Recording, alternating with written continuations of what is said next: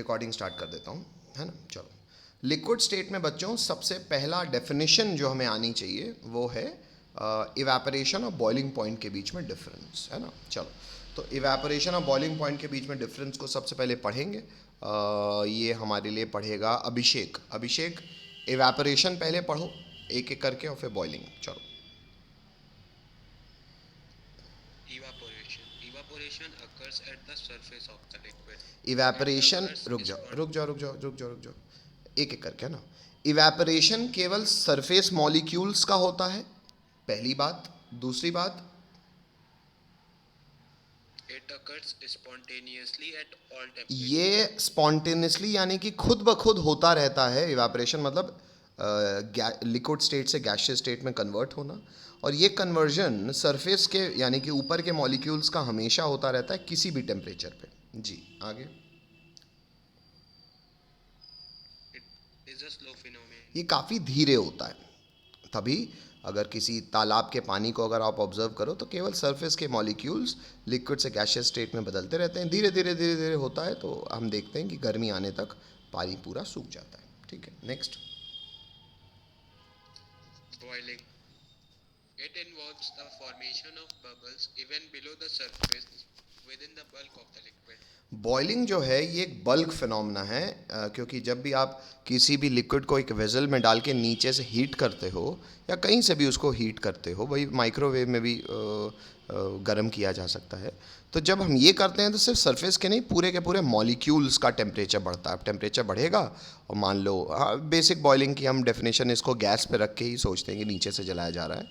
तो जो भी गैस के मॉलिक्यूल्स नीचे बचे रहते हैं, वो इस एक्स्ट्रा काइनेटिक एनर्जी को गेन करके बबल्स बनाते हैं और वो ऊपर जाते जाते हैं, और लिक्विड भी गैसियस स्टेट में कन्वर्ट होता है पूरे के पूरे बल्क का, और वेपर्स बनाता है ना। उस वेपर्स के द्वारा लगाए जाने वाले प्रेशर को हम इंग्लिश में क्या कहते हैं?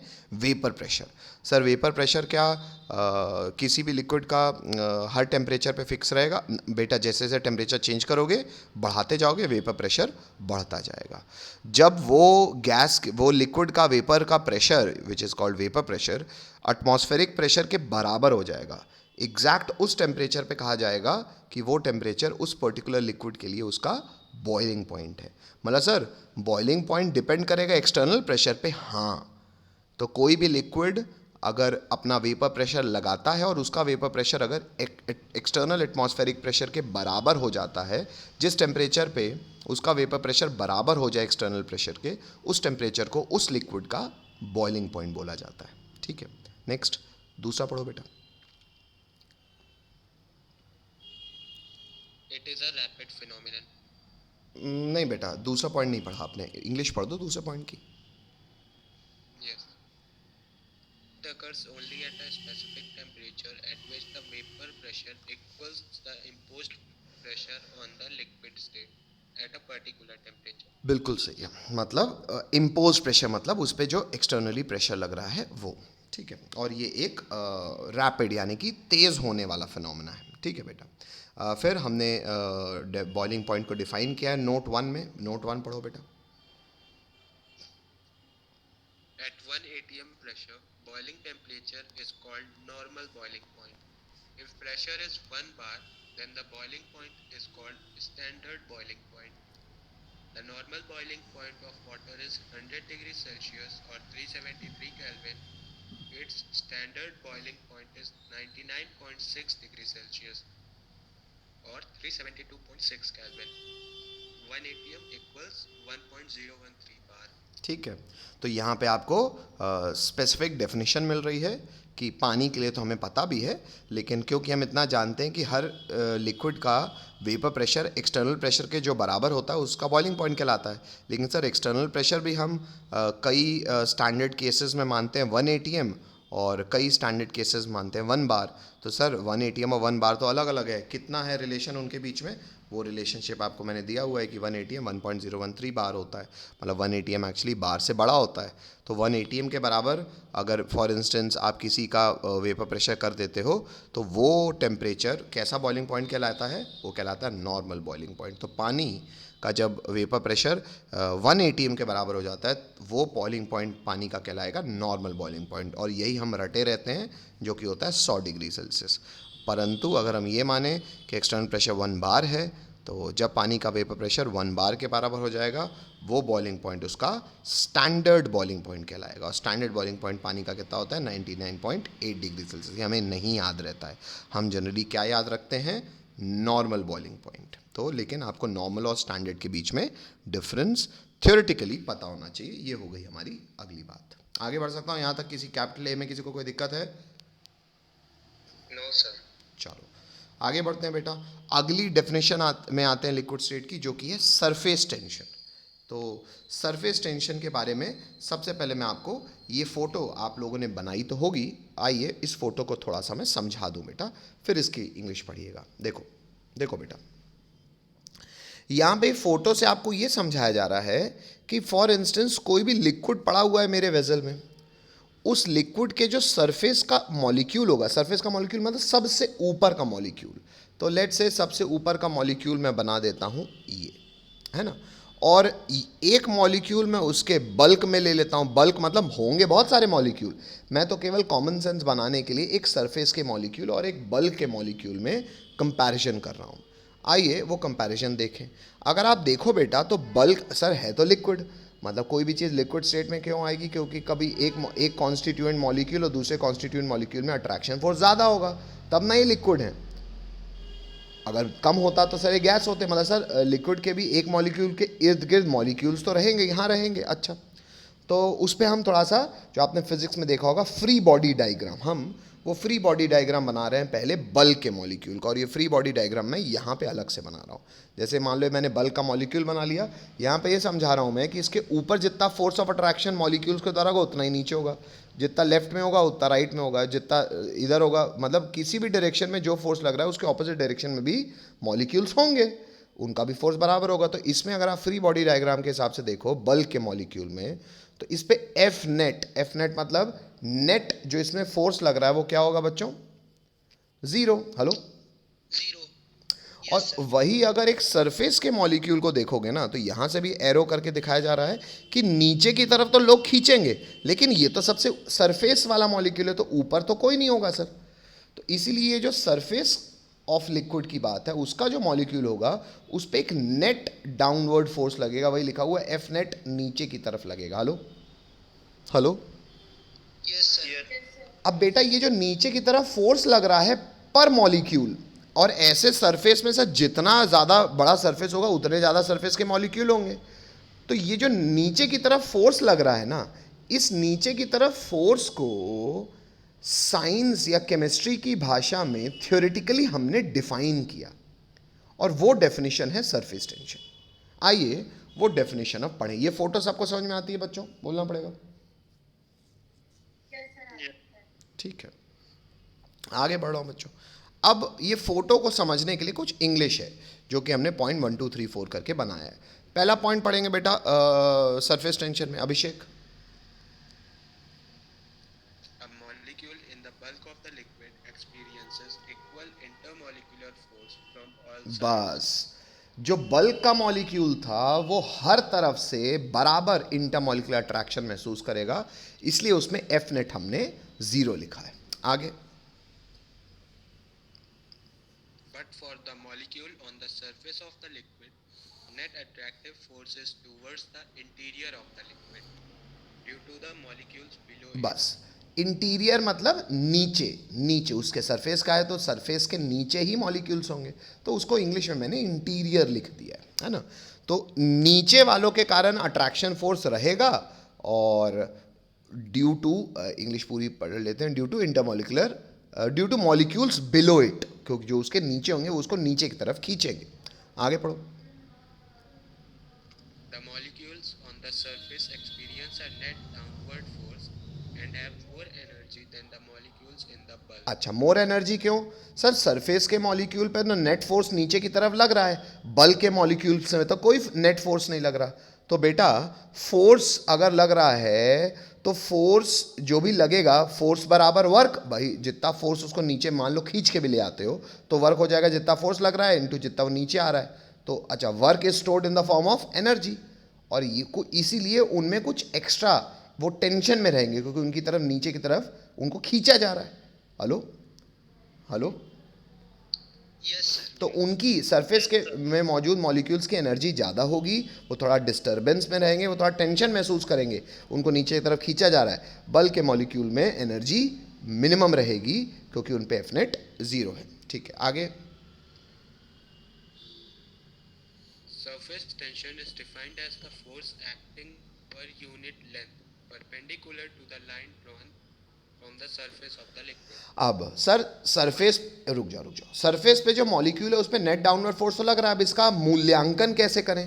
तो बेटा जितना बड़ा सरफेस होगा उतने ज़्यादा मॉलिक्यूल होंगे, उतना ज़्यादा फोर्स लगेगा। तो हमने गाइडलाइन बना दी कि भाई सरफेस के मॉलिक्यूल पे जो नीचे की तरफ फोर्स लग रहा है ना, तो तुम कितने मॉलिक्यूल देखो पर यूनिट लेंथ, कितना पर यूनिट लेंथ, मतलब जो भी सरफेस होगा, जितना भी बड़ा सरफेस हो, हम केवल एसआई सिस्टम में लेंथ की यूनिट क्या होती है? 1 मीटर।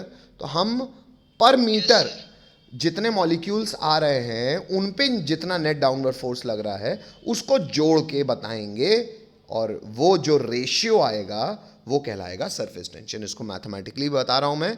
मैथमेटिकली सरफेस टेंशन को हम रिप्रेजेंट करते हैं गामा से, भले वाई बनाया हुआ है, इसको गामा पढ़ते हैं बेटा। गामा होता है force acting on the molecules per unit length, तो एफ अपॉन लेंथ। बात समझ में आ रही है? इसकी एसआई यूनिट क्या हो जाएगी? फोर्स की एसआई यूनिट होती है न्यूटन, लंबाई की होती है पर मीटर, सीजीएस सिस्टम में फोर्स की यूनिट होती है डाइन, और लेंथ की होती है सेंटीमीटर, तो डाइन पर सेंटीमीटर। समझ में आता है बच्चों? Yes sir. अब कुछ थ्योरेटिकल बातें और कर ले सरफेस टेंशन के लिए, तो लिखेंगे क्या, सब पढ़ेंगे इफ़ेक्ट्स सरफेस टेंशन के। अगर ठीक है सर ये समझ गए तो हम क्या उखाड़ लिए, तो आइए कुछ प्रैक्टिकल एप्लीकेशन देख लें सरफेस टेंशन का इफ़ेक्ट्स के रूप में। तो पहला रोमन नंबर 1 पढ़ेंगे, पढ़ो। Spherical shape of droplets. अब रुक जाओ, पहले सुन लो बेटा, कभी भी आपने शायद जब से HD टीवियाँ आ गई हैं आपने देखा भी होगा कि कभी भी किसी लिक्विड को अगर बूंद बूंद करके गिराया जाए तो वो बूंद का अगर फोटो खींचो ना तो वो लगभग फोटो स्फेरिकल होती है। क्यों सर स्फेरिकल क्यों होती है? इसके पीछे क्योंकि ये दिखता है तो फिजिक्स है, ये तो फिजिकल इसका कोई हालांकि सच्चाई है कि फिजिक्स में फ्लूइड करके 11th में चैप्टर भी आप पढ़ेंगे भी। तो ये जो ड्रॉप जो गिरी ना, वो सर गोल क्यों हो गई यार? उसके पीछे कोई लॉजिक है क्या? हाँ बेटा, एक्चुअली वो लॉजिक सरफेस टेंशन ही है। आइए समझें, पहले इंग्लिश पढ़ते हैं फिर हिंदी समझाता हूँ मैं। पढ़ो बेटा, small A. The lowest energy state of liquid will be when surface area is minimum. बस रुक जाओ, Spherical एक एक करके। अभी ये समझना है ना बेटा, पहली बार पढ़ रहे हैं तो देखो बेटा, क्या हम केमिस्ट्री से इतना जानते हैं, और हालांकि वो फिजिक्स में भी वो बात वैलिड है, क्या हर व्यक्ति नेचर में स्टेबल होना चाहता है? Yes sir. क्या आप अभी खड़े होके एक टांग पे पढ़ाई कर रहे हैं? नहीं, No sir. आप सब बैठे हैं, और बैठे भी बेटा उस हिसाब से किसी ने कुर्सी में बैठा होगा, कुर्सी में बैठने के बाद भी जिस टेबल में पढ़ रहा होगा वहाँ अलग स्टैंड अपना हाथ कोनी के बल से नॉर्मल रिएक्शन ले रहा होगा टेबल से, और कई तो और इतने अलाल होते हैं कि अपने हाथ से अपनी मुंडी को भी और वो होता है ना ठुड्डी, अरे क्या बोलते हैं इसको, ये चिन में भी हाथ फंसाए रहते हैं। ये सब क्यों करते हो आप? ताकि आप अपने पे लगने वाले जो ग्रेविटेशनल फोर्स है ना उसको नीचे से नॉर्मल लगा के बैलेंस कर पाओ। और जितना अपने पे लगने वाला, भाई जो आपकी तरफ फोर्स लग रहा है वो भी नेट डाउनवर्ड फोर्स ही है। हेलो, ग्रेविटी भी नीचे की तरफ लग रही है आपको। Hello, Yes sir. वही नेट डाउनवर्ड फोर्स को बैलेंस करने के लिए तो आप बैठते हो, चौकड़ी मार के बैठते हो। भाई बैठने में भी जितना ज़्यादा, जैसे पलथी मार के बैठ जाओ तो और अच्छा, क्यों?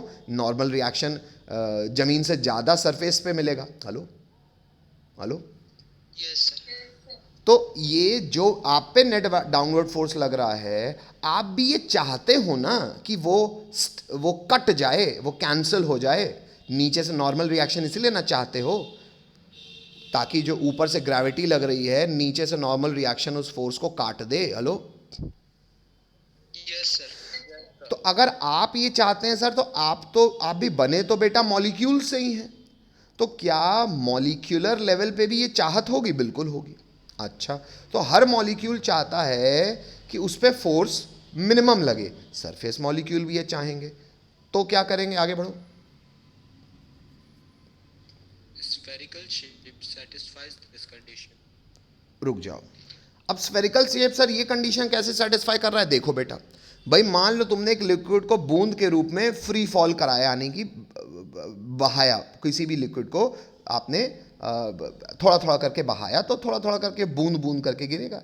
अब वो बूंद गोल क्यों हुई? भाई सरफेस में मॉलिक्यूल्स तो उसके भी होंगे, उस बूंद के भी। बोलो हाँ। Yes, sir. भले फ्रैक्शन ऑफ सेकेंड्स के लिए वो हवा में सस्पेंडेड है, पर उस समय भी वो मॉलिक्यूल्स चाहेंगे कि उन पे लगने वाला सरफेस मॉलिक्यूल पे नेट फोर्स मिनिमाइज हो सके। अच्छा, तो वो क्या करेंगे बेटा? जैसे जो सरफेस का मॉलिक्यूल है उस पर एक नेट डाउनवर्ड फोर्स तो लग ही रहा है।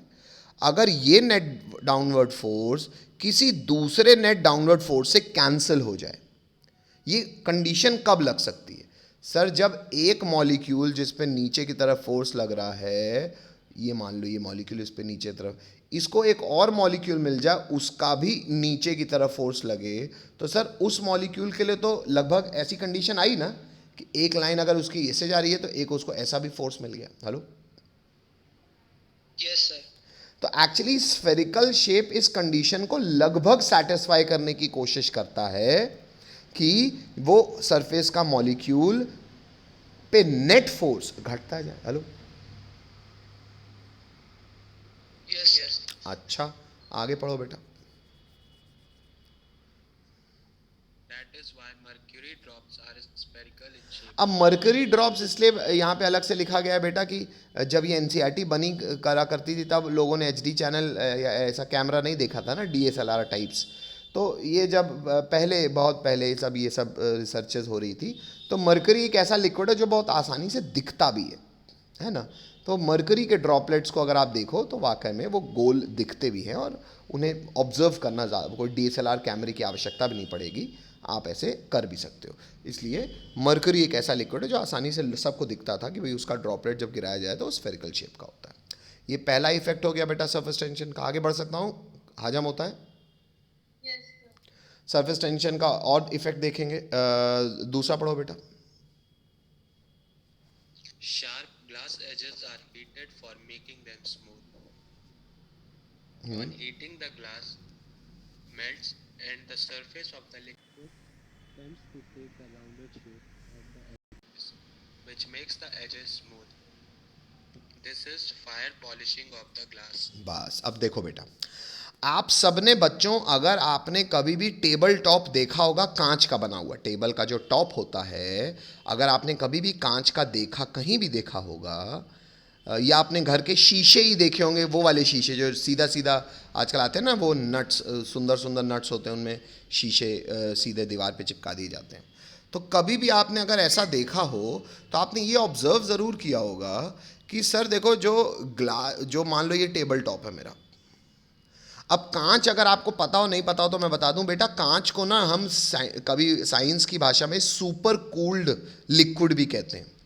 रहता ये सॉलिड है, लेकिन कांच एक ऐसा, कांच इज मोस्टली बेटा अमॉर्फस सॉलिड। अमॉर्फस सॉलिड क्या होता है? अमॉर्फस सॉलिड इज लाइक, जैसे जो हम सॉलिड जानते हैं वो एक ऑर्डर्ड अरेंजमेंट को फॉलो करते हैं। इनमें ऑर्डर्ड अरेंजमेंट नहीं होता, इनमें रैंडम अरेंजमेंट होता है। हाँ, सॉलिड हैं तो कांस्टेंट एक दूसरे के पास ज़रूर होंगे, पर उनका पास होने का अरेंजमेंट जो होगा ना वो इर्रेगुलर होता है। इस पे और चर्चा करेंगे, लेकिन 12वीं के सॉलिड स्टेट में। फ़िलहाल मैं आपको ये बता दूं कि क्योंकि कांच एक डिसेंट सॉलिड, जिसे हम क्रिस्टलाइन सॉलिड कहते हैं, वो नहीं है, अमॉर्फस सॉलिड है। तो कांच में कुछ ऐसी प्रॉपर्टीज़ होती हैं कि कांच को तब जब तुम गर्म करो ना, वैसे सॉलिड को गर्म करो तो इतनी आसानी से पिघलता नहीं है, लेकिन कांच ना बहुत आसानी से लिक्विड स्टेट में कन्वर्ट हो जाता है, मेल्ट हो जाता है। अच्छा सर, मेल्ट हो गया तो मान लो हमने कांच लिया, हमको टेबल टॉप बनाना था, एक ऐसे सांचे में रखा, उसको गर्म कर दिया, ठीक है। अब जब आप गर्म करोगे तो लिक्विड बन गया। और लिक्विड की प्रॉपर्टी क्या होती है बेटा? लिक्विड की प्रॉपर्टी होती है कि वो अपने सरफेस के मॉलिक्यूल्स में सरफेस टेंशन को घटाना चाहेगा। तो अब घटाने के लिए पता है क्या कर लेता है खुद ब खुद, हमें अलग से करने की ज़रूरत नहीं, गर्म करोगे खुद ब खुद हो जाएगा। क्या बेटा, मॉलिक्यूल इस स्थिति में भी क्या चाहेगा भाई, उसका सरफेस टेंशन घटे। यहाँ पे सरफेस टेंशन घटने का पता है सबसे आसान केस क्या है प्रैक्टिकली? सबसे आसान केस है कि सरफेस ही घटा दो। सरफेस कैसे घटेगा सर? बेटा ये कोने को ऑब्जर्व करो, ये कोना थोड़ा सा मैं जूम करके बना रहा हूँ। मान लो मेरा कोना ऐसा था, तो ये कोना हो गया मान लो ए, ये हो गया B. Hello hello, yes sir. इतनी बात सबको समझ में आ रही है? Hello, yes sir. मैं सिर्फ ये इतना छोटा सा कोना बता रहा हूँ बेटा, मैं ये जो ए और ये बी है सिर्फ छोटा सा कोने की बात कर रहा हूँ मैं, ये ए है ये बी है। अब मान लो बेटा ये कोना थोड़ा सा ऐसा चांदा कर्व ले ले अपने आप, तो अब मुझे बताओ कि ये जो लंबाई है, लेट से ये लंबाई सी है, क्या आप ये इसमें कोई ज्योमेट्री लगाने की भी ज़रूरत नहीं है, क्या आप कॉमन सेंस से ये बात कह सकते हो कि सर ए प्लस बी जो है ये काफ़ी बड़ा है सी से? Hello, yes sir. बोलना पड़ेगा सबको।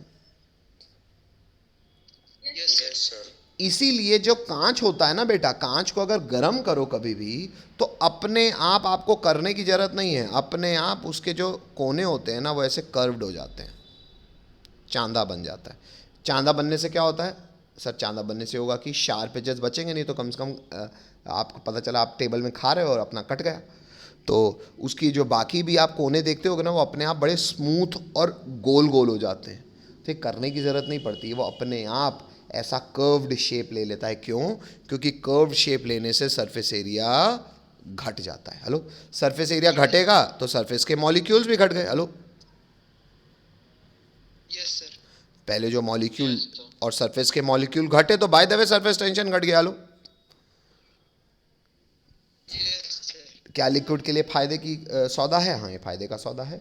इसीलिए अच्छा, इस प्रक्रिया को हमने समझा कैसे, लिक्विड में ऐसी प्रॉपर्टी क्यों है, हमने सरफेस टेंशन जब समझ पाया तो सरफेस टेंशन को मिनिमाइज करना हमें लॉजिकल लगा और ये इफेक्ट हो गया, सब हमारी समझ का एप्लीकेशन हो गया। और बाय द वे कांच के साथ जब ये प्रक्रिया की जाती है इसको हम इंडस्ट्रियली नाम देते हैं fire polishing of glass. Hello, yes sir. आगे बढ़ते हैं बेटा, सरफेस टेंशन के कुछ और एप्लीकेशंस देखते हैं, कुछ और इफेक्ट्स देखते हैं। नेक्स्ट देखेंगे अगला स्मॉल सी, कैपिलरी एक्शन। अब कैपिलरी एक्शन में इंग्लिश कुछ नहीं लिखी, या ये भी आपको खैर बस पता ही हो तो पर्याप्त है, बाकी आप इसको छोड़ भी सकते हो, इसमें जेई भी डाल सकते हो, पर मैं समझा दे रहा हूँ। देखो अब बेटा, कैपिलरी एक्शन या कैपिलरी इफेक्ट पढ़ने के लिए आपको पहले तो दो प्रकार के फोर्सेस की जानकारी होनी चाहिए। हैं ये एक्चुअली इंटरमॉलिक्यूलर अट्रैक्शन, एक मॉलिक्यूल और दूसरे मॉलिक्यूल का अट्रैक्शन को इंटरमॉलिक्यूलर अट्रैक्शन कहते हैं। लेकिन इंटरमॉलिक्यूलर अट्रैक्शन भी एक्चुअली बेटा दो प्रकार के हो सकते हैं। कैसे सर? बेटा मान लो ये मेरा मैं अलग से बना देता हूँ, मान लो ये मेरा वेजल है। वेजल मतलब एक पतली सी ट्यूब कहते हैं, बहुत पतली सी जो ट्यूब होती है ना उसे टेक्निकली हम कैपिलरी कहते हैं। ठीक है, तो ऐसे का एक तो सांचा है पतला सा, है ना। ये मान लेते हैं कांच का बना है, तो इसमें मॉलिक्यूल्स कौन से होंगे बेटा? कांच के molecule. Hello hello, yes sir. अच्छा, अब इसमें मैंने कोई दूसरा मॉलिक्यूल डाल दिया, मतलब दूसरा सब्सटेंस डाल दिया। लेट्स से वो सब्सटेंस पानी। कौन है? पानी। हेलो, तो पानी के मॉलिक्यूल्स जब अपने ही जैसे पानी के मॉलिक्यूल के साथ अट्रैक्ट करते हैं बेटा, तो है तो ये भी इंटरमॉलिक्यूलर अट्रैक्शन। आप मुझे बताओ, क्या पानी के मॉलिक्यूल्स ये जो आपका कांच है या जो भी वेजल जिस भी सब्सटेंस मटेरियल का है, क्या उसके मॉलिक्यूल से थोड़ा बहुत इंटरमॉलिक्यूलर अट्रैक्शन नहीं रखेंगे? सर रख सकते हैं, मॉलिक्यूल में तो इंटरमॉलिक्यूलर अट्रैक्शन हो सकता है। Hello, yes sir. हेलो, अरे फर्ज कर लो, कांच छोड़ो, मैं कहता हूँ लोहे का बना है ये सांचा वेजल, उसमें भी ये हो जाएगा, बस ये पतला होना चाहिए। तो मान लो ये जो मॉलिक्यूल है ये Fe है, और ये जो पानी का मॉलिक्यूल है वो तो आप जानते ही हो, पानी का मॉलिक्यूल क्या होता है? H2O। खुद बताओ, क्या H2O और Fe में कोई भी इंटरमॉलिक्यूलर अट्रैक्शन नहीं होगा? सर गिरीश गियार में वंडरवॉल अट्रैक्शन तो हो ही सकता है। अच्छा, तो बेटा जब दो सेम मॉलिक्यूल्स के बीच में इंटरमॉलिक्यूलर अट्रैक्शन होता है ना, उसे हम टेक्निकल भाषा में कहते हैं कोहेसिव फोर्स। क्या कहते हैं? Cohesive force. कोहेसिव फोर्स यहां पे मैंने ऐसे समझा है कि ए के बीच में, ए मतलब सेम प्रकार के मॉलिक्यूल्स के बीच में जो इंटरमॉलिक्यूलर अट्रैक्शन होता है उसे हम क्या कहते हैं? Cohesive force. और जो अलग अलग मॉलिक्यूल्स के बीच में अट्रैक्शन होता है, इसको मैंने समझाया है जैसे ए और बी के बीच में जो आपस में इंटरमॉलिक्यूलर अट्रैक्शन होता है उसे हम कहते हैं एडहेसिव फोर्स। क्या कहते हैं? तो इसके लिए राम कहानी लिखने की जरूरत नहीं है, केवल आपको ये फोटो मैंने इसलिए ऐसे बनवा दी है यहाँ पे, ये भी मैं हटा सकता हूँ अब कि एक मैंने बता दिया आपको कोहेसिव फोर्स और एक मैंने बता दिया एडहेसिव फोर्स। होते क्या है ये? सर ये इंटरमॉलिक्यूलर अट्रैक्शन ही होता है।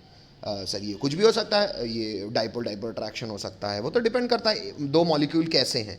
ये एच बॉन्डिंग भी हो सकता है, ये लंडन फोर्स भी हो सकता है, जो भी होगा इंटरमॉलिक्यूलर अट्रैक्शन होगा। ठीक है सर।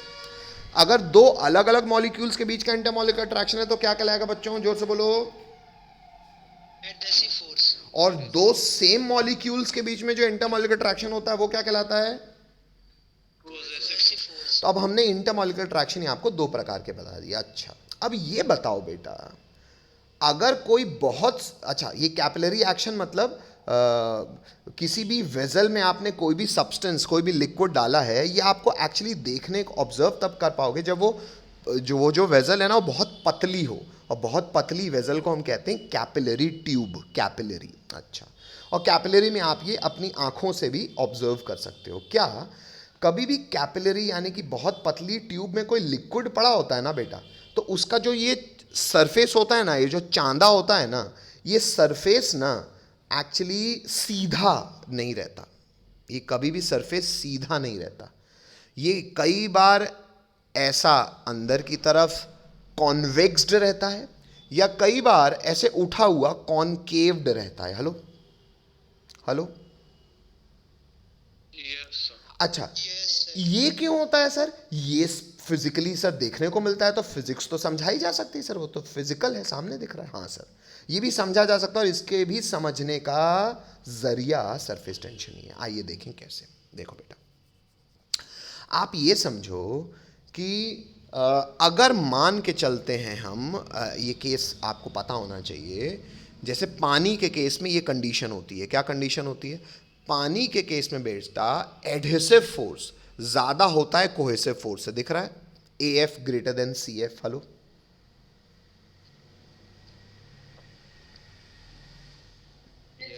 ये आपको कंडीशन पता होनी चाहिए। सर ये कैसे? अरे यार, वंडरवॉल भाई साहब के पास जाओ, वो AB निकलवा के तो ही बता दिया कि किसका इंटरमॉलिक्यूलर अट्रैक्शन ज्यादा। हेलो सर, ये तो स्टैटिस्टिकली करना पड़ेगा। हाँ, तो इसलिए कह रहा हूँ किया हुआ और याद है हमको, तो मैं बता रहा हूँ, इतना याद भी आपको रखना पड़ेगा। पानी के केस में कौन सा फोर्स ज्यादा होता है? Adhesive force. एडहेसिव फोर्स मतलब दो अलग अलग मॉलिक्यूल के बीच का अट्रैक्शन, मतलब पानी के मॉलिक्यूल्स का अट्रैक्शन जो ट्यूब के मॉलिक्यूल हैं उनसे ज़्यादा होगा। अच्छा, ज़्यादा होगा तो क्या करेंगे सर? पानी के मॉलिक्यूल जो है वो भागेंगे। कहाँ भागेंगे? ये कहेगा मुझे इधर जाना है, ये कहेगा मुझे इधर जाना है, ये कहेगा मुझे इधर जाना है। सब अगर भागने की टेंडेंसी रखेंगे तो सरफेस के मॉलिक्यूल घट गए, तो सरफेस का चांदा नीचे नहीं आ गया। हेलो, क्योंकि ये सबको दीवार पे चिपकना है। Hello hello, yes sir. हजम हो रही बात? अरे यार, मॉलिक्यूल्स को दीवार पे चिपकना है तो दीवार पे लगते जाएंगे, दीवार पे लगते जाएंगे तो बीच से हटते जाएंगे, हटते जाएंगे। तो इसको इंग्लिश में कहा जाता है मिनिस्कस। क्या कहा जाता है? मिनिस्कस। इसका मिनिस्कस जो है ये ऐसा कॉन्वेक्स्ड यानी कि डाउनवर्ड बनेगा। Hello hello, yes sir. और शायद यही रीज़न है बेटा, शायद यही रीज़न है बेटा कि कभी भी ग्लास में पानी पियो ना, पूरा पानी पीने के बाद प्रॉपर ग्लास को ऐसा टेढ़ा कर दो, ऐसा उल्टा कर दो और छिड़क दो, ऐसे झटक दो हाथ से 2-4 बार। उसके बाद भी जब ग्लास को वापस सीधा करोगे ना, अंदर हाथ मारना अंदर की तरफ, अभी भी ग्लास क्या रहेगा? गीला, कुछ पानी की बूंदें चिपकी होंगी। Hello, yes sir. क्यों? क्योंकि पानी के केस में कौन सा फोर्स ज्यादा है? एडहेसिव। हेलो, और कोई फर्क नहीं पड़ता बेटा, कांच के ग्लास में पानी पी लो, स्टील के ग्लास में पी लो, कांसे के ग्लास में पी लो, या सोना चांदी के ग्लास में पी लो, हेलो, या प्लास्टिक की बोतल में P low, hello. Yes sir. अच्छा, तो सर मतलब पानी के केस में एडेसिव फोर्स ज़्यादा होता है। तो अगर बहुत छोटा, ये नहीं कि ग्लास में आपको ऑब्जर्वेशन नहीं आएगा, क्योंकि ग्लास चौड़ा होता है, एकदम पतली सुराहीदार ट्यूब होगी, अगर बहुत छोटी पतली ट्यूब, इंजेक्शन से भी और पतली, जिसे कैपिलरी कहते हैं, तो आपको मेनिस्कस दिखेगा। इसी के ऑपोजिट मर्करी एक ऐसा लिक्विड है बेटा जिसके केस में कौन सा फोर्स ज़्यादा होता है, स्टैटिस्टिकली पता होना चाहिए, कोहेसिव फोर्स।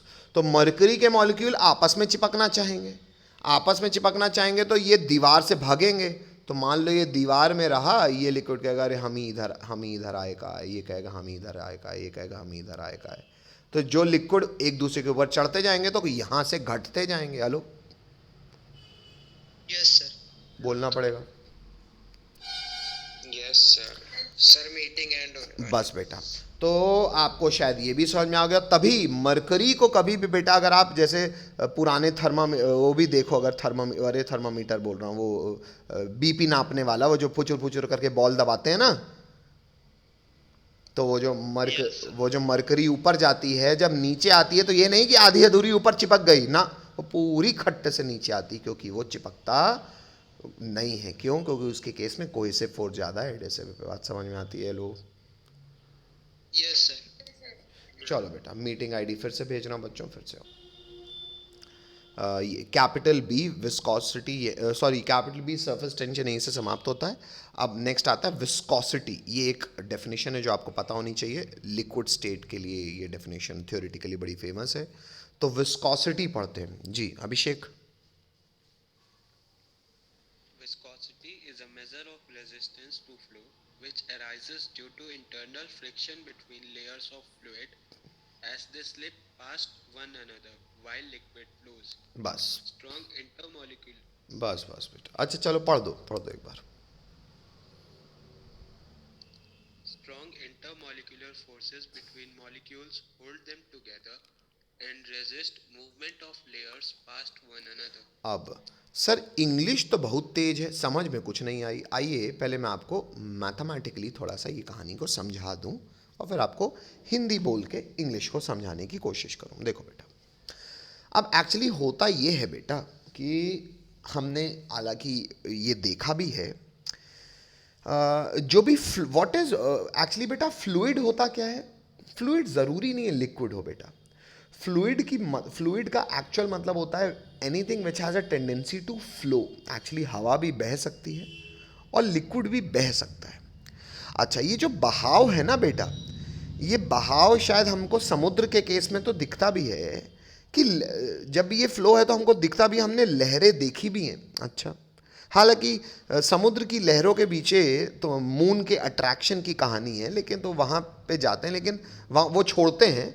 लेकिन थोड़ा सा ये कॉमन सेंस हम फिर भी समझ सकते हैं। एक्चुअली देखो होता क्या है, होता ये है कि हर फ्लूइड फ्लो तो कर ही सकता है, हमको पता है फ्लूइड का मतलब ही होता है which has a tendency to flow, और हवा और लिक्विड दोनों फ्लो कर सकता है। अच्छा, अब मानते हैं सर अगर कोई भी चीज़ लिक्विड स्टेट में है तो ये तो पक्की बात है ना सर, मॉलिक्यूल के बीच में आपस में इंटरमॉलिक्यूलर अट्रैक्शन होगा तभी ना तुम लिक्विड हो, वरना तुम गैस होते। हेलो, और अगर तुम गैस भी भले, अरे तुम गैस भी हो, हमको वंडरवॉल ने सिखाया हुआ है, गैस के केस में भी इंटरमॉलिक्यूलर अट्रैक्शन होता तो है ही। हेलो,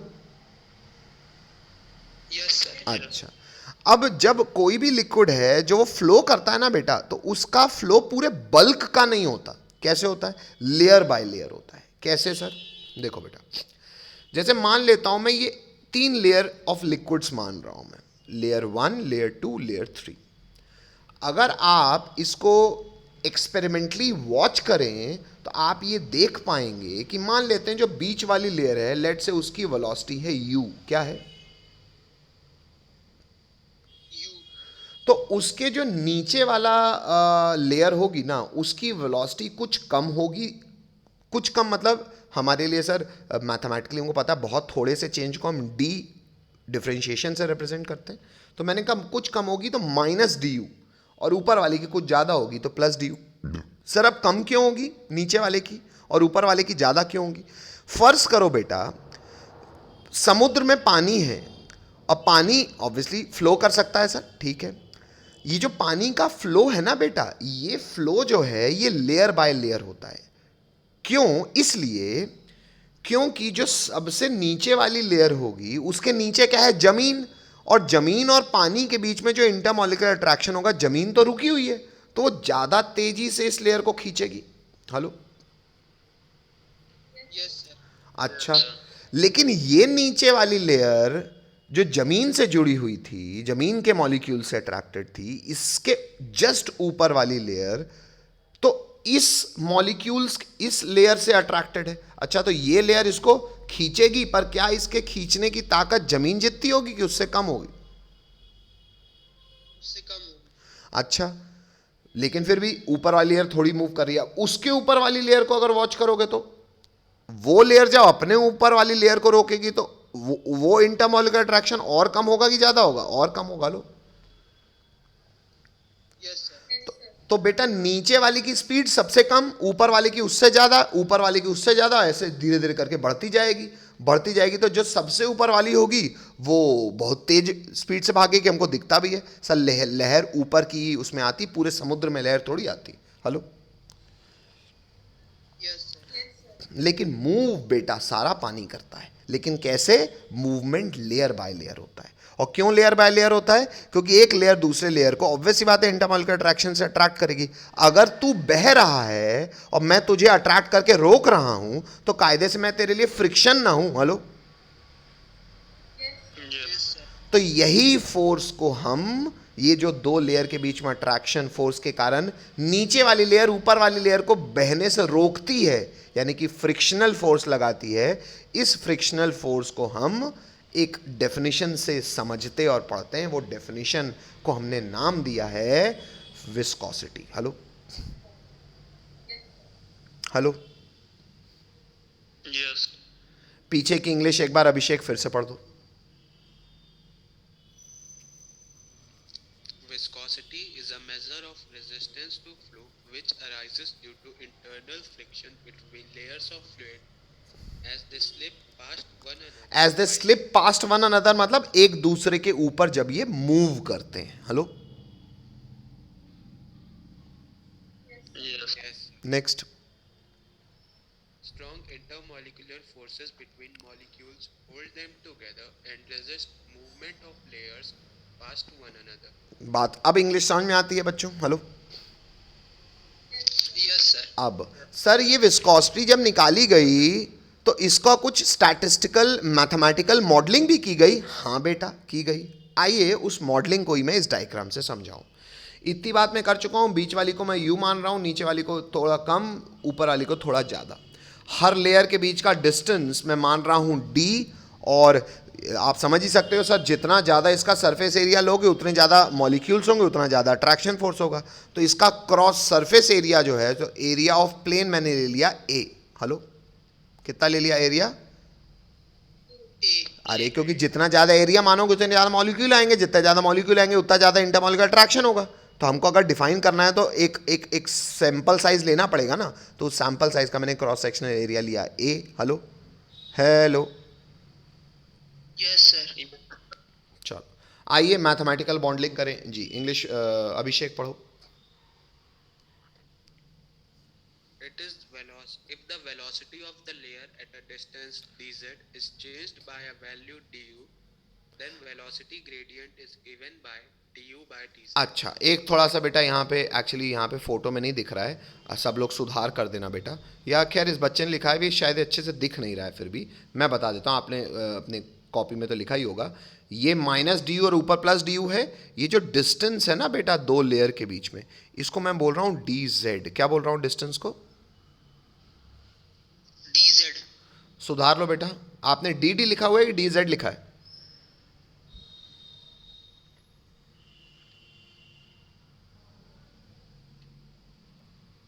सुधार लिया? चलो, ये डी मतलब डिफरेंशियल चेंज, मतलब थोड़ा सा चेंज है ना। तो ये कह रहा है कि भैया वेलोसिटी ऊपर आते आते वेलोसिटी क्या होती है? बढ़ती जाएगी। तो कितनी बढ़ेगी, लेट से एक लेयर से दूसरी लेयर आओगे तो वेलोसिटी मान लो बढ़ रही है ड्यू, और कितना डिस्टेंस ऊपर जाने से होगा तो ड्यू बाय डी जेड। तो ये ड्यू बाय डी जेड को मैंने मैथमेटिकली इंग्लिश का नाम क्या दे दिया, इसको मैंने कह दिया वेलोसिटी ग्रेडियंट। क्या कह दिया? Velocity gradient. बात समझ में आती है सबको? Yes sir. आगे पढ़ो।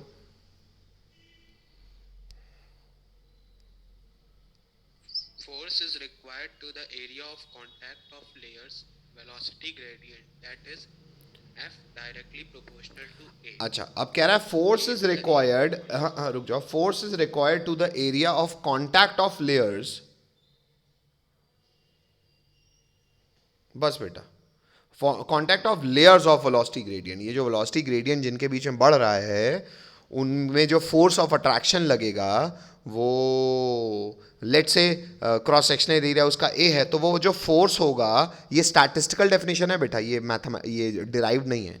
ये जो फोर्स है इसको पाया गया, ये किसके प्रोपोर्शनल था? A which is the area of contact, hello, of दो लेयर, हेलो। Yes yes. और ये जो फोर्स था ये प्रोपोर्शनल पाया गया वेलोसिटी ग्रेडियंट के, ड्यू बाय डी जेड के, हेलो। यस।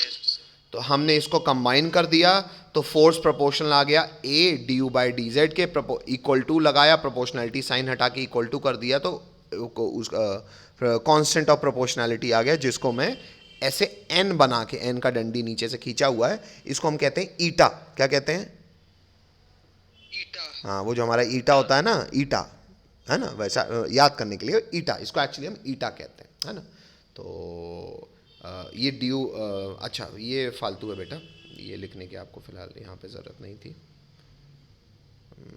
अच्छा नहीं, ईटा को ये यहाँ पे और करके आप लिख लेना, और यहाँ पे जो कांस्टेंट ऑफ प्रोपोर्शनैलिटी ईटा है वो भी बता रहा है। ईटा किसके बराबर हो जाएगा बच्चों? F D Z upon A D you, दिख रहा है? Yes sir. है ना। आइए देख लें ये डिफाइन क्या क्या किया गया है। बोला गया where n is proportionality constant and it is called coefficient of velocity viscosity. क्या कहलाता है ये? Coefficient of viscosity. डेफिनेशन ये बोला जाता है कोफिशिएंट ऑफ विस्कोसिटी, इसका सिंबल का नाम होता है ईटा। कहलाता क्या ये? कोफिशिएंट ऑफ विस्कोसिटी, इसके सिंबल को हम ईटा कहते हैं, हेलो। Yes sir. तो एक्चुअली मैंने यहाँ पे ईटा अलग से इसलिए दिखाया क्योंकि मेरे को यूनिट बतानी है। तो अगर मैं एसआई यूनिट देखूंगा, लेकिन मैं एसआई यूनिट किसकी देख रहा हूँ बच्चों? यहाँ पे लिख देना, एसआई यूनिट में किसकी देख रहा हूँ? ईटा। ईटा की। तो ईटा की एसआई यूनिट के लिए मुझे ये फॉर्मूले की जरूरत पड़ेगी। फोर्स का यूनिट क्या होगा? न्यूटन। एरिया क्या होगा? Metre square. डीजेड क्या था बच्चों? डिस्टेंस, तो वो भी हो जाएगा मीटर, हेलो। लेकिन यहाँ पे बच्चे ने गलत लिखा हुआ है बेटा, मैं इसको फिर से लिख रहा हूँ, आप लोग सुधार लीजिए बेटा। सबसे पहले यहाँ मत देखो बेटा, अपन मैं अलग से फिर से लिख रहा हूँ, है ना, ऊपर आप लोग उसको सुधारना। ईटा का यूनिट लिख रहे हैं, ऐसा यूनिट। सबसे बताओ डीजेड का यूनिट क्या होगा बच्चों? फोर्स का यूनिट क्या होगा?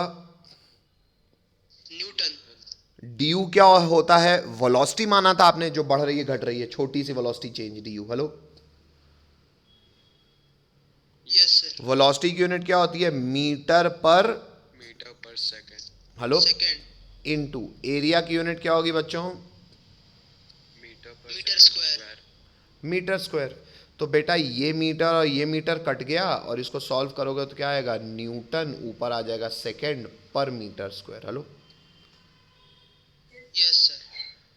तो इतना आप खुद लिख लो बेटा, क्योंकि यहाँ मेरे हिसाब से बच्चे ने थोड़ा सा गड़बड़ की। हालांकि मेन आंसर इसने सही लिखा हुआ है, मेन आंसर ही लिखा हुआ है सही, देखो Newton second per metre square, hello.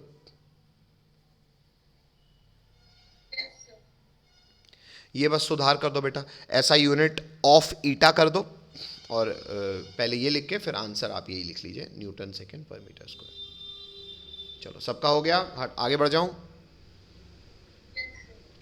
Yes. कोई रोक रहा है? नहीं, आगे बढ़ते हैं बच्चों। नेक्स्ट बेटा।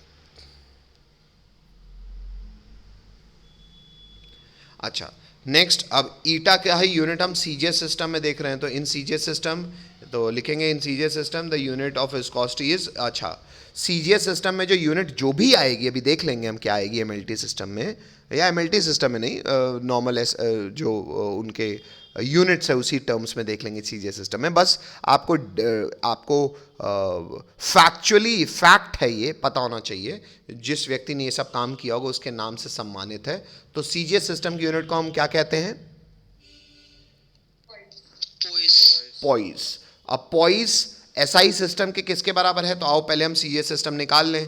तो एसआई से आप ये तो बता ही सकते हो, बाकी तो वहाँ भी कटेगा, बस न्यूटन की जगह आ जाएगा डाइन। टाइम तो बेटा चाहे जो भी हो सेकंड में ही रहता है, और नीचे आ जाएगा मीटर की जगह centimetre square. Hello, yes sir. तो अगर आपसे कोई पूछेगा 1 पॉइस कितना एसआई यूनिट के बराबर होता है, तो आप इसको सॉल्व करके देख लीजिएगा। 1 poised 10⁻⁻⁻1 Newton second per metre square के बराबर होता है। इसको चेक कर लो बेटा निकाल के सब लोग, कि कर दूं मैं कि इतना फिजिक्स आती है।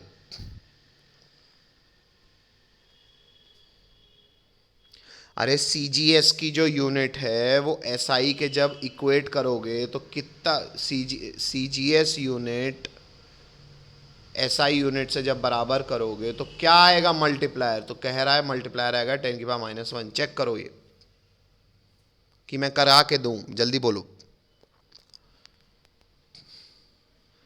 बोलना पड़ेगा बेटा कि कर रहे हो, ये बता दो ना फिर। सर आप करवा दीजिए। मैं करवा दूं, चलो इसको चेक कर लेते हैं बेटा। चलो बच्चों सब लोग मुझे बताओ सीजीएस यूनिट क्या थी जिसको हमने पॉइस कहा है? डाइन सेकेंड पर सेंटीमीटर स्क्वायर। एसआई यूनिट क्या थी? अच्छा एसआई यूनिट मत बताओ, ऐसे आप 1 newton is equal to how many dyne? कोई बता सकता है? इतनी फिजिक्स में आपने जानकारी हासिल की है बेटा। अभी वो तो लिखा ही हुआ है अपन ने, आई अब तो निकाल रहे हैं। हाँ तो अच्छी बात है बेटा, वेरी गुड। चलो बाकी लोगों देख लो। तो हम अभी निकाल in terms of SI unit कितना होता है। तो 1 पॉइस हमने लिख लिया क्या है। अब एसआई यूनिट में पहले इसको चेंज कर देते, तो डाइन को न्यूटन में बदलना होगा, तो फैक्टर क्या आएगा? 10⁻⁻⁻, -5। तो ये आपको न्यूटन मिल जाएगा। सेकेंड तो अपनी जगह है ही, अपॉन 1 मीटर में कितना सेंटीमीटर होता है बच्चों? 100। तो 1 सेंटीमीटर में कितना मीटर होगा?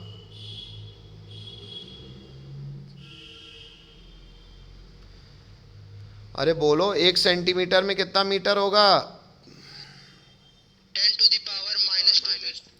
तो 1 सेंटीमीटर का स्क्वायर करोगे तो ये हो जाएगा 10⁻⁻4 मीटर स्क्वायर। Hello, yes. तो बेटा डाइन की जगह मैंने जब मीटर रखा तो मल्टीप्लायर आया 10⁻⁻5। सेंटीमीटर की जगह जब मैंने मीटर स्क्वायर रखा तो 1 सेंटीमीटर स्क्वायर में फैक्टर आ गया 10⁻⁻4। इसको सॉल्व कर दो तो ये कट के आ जाएगा 10⁻⁻1। सर बोलना पड़ेगा सबको। तो विस्कोसिटी में हमने अभी तक जितनी बातें पढ़ी हैं उसको, हालांकि अगर वहाँ पॉइंट नहीं डाला था उसको डाल दीजिए। पॉइंट नंबर 1 विस्कोसिटी के बारे में 2 बातें, 2 पॉइंट और हैं। तो विस्कोसिटी के बारे में पॉइंट क्रमांक 2 पढ़ेंगे। पढ़ो बेटा।